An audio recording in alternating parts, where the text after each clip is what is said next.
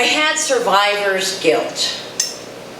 I had a protocol, options.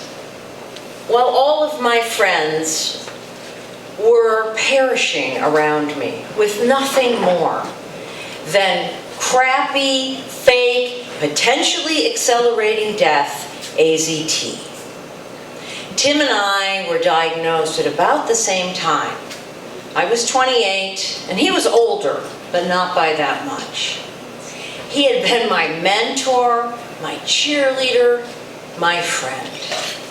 And it was in his class that I knew I made the right decision, leaving Loyola and chasing dance. It was in his classes that I found my home. In modern dance, in choreography, in telling stories with our bodies, revealing our souls with our bodies. Our bodies, once sinuous and strong, now just fragile shells of what they once were. Tim was statuesque. He was over 6 foot tall. And Tim O'Sling had an Irish temper. And that Irish complexion would turn fire engine red, and you knew to move out of the path of that rage. And it was that same intensity that fueled his dancing and the beautiful theatrical dances he created.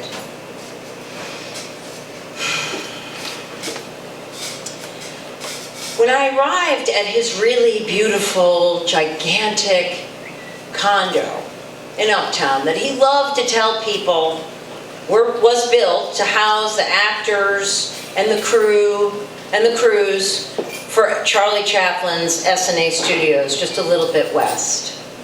One of the first things he said to me was I was more upset when I heard about you than I was about me. And I thought, why? Because I was younger? Because he thought somehow he deserved it and I didn't? We walked into the kitchen, and on the counter it was crowded with AZT and antibiotics and everything else he was taking. He opened the fridge door and asked me if I wanted a beer. We went out into the porch, we sat down, and he cracked open his can of Schlitz. I could see his gold onyx ring with the diamond on it wiggling on his too thin hand. And then, in his Texas drawl, with his rage still intact, he said, I am gonna beat this motherfucking AIDS. This is fucking war. And I am going to motherfucking obliterate this goddamn virus. And I thought, whew, well, if anybody could, Tim could. He was gone within a year. His memorial was at the Unity Church in Edgewater. He had joined the choir, perhaps hearkening back to his Texas Catholic boyhood, or maybe just for the love of the song. And now there were even more mourners than just us from the dance world. He now had a choir of mourners.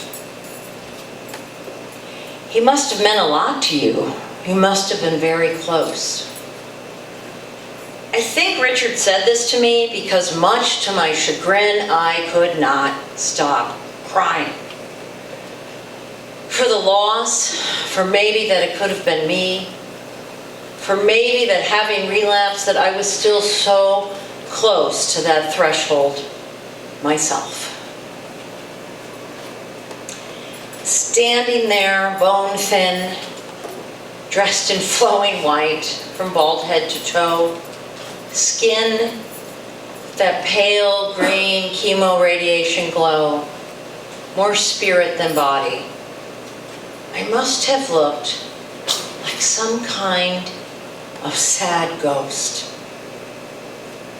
a sentinel sent there for Tim. Flores por los mortes, flores por los mortes.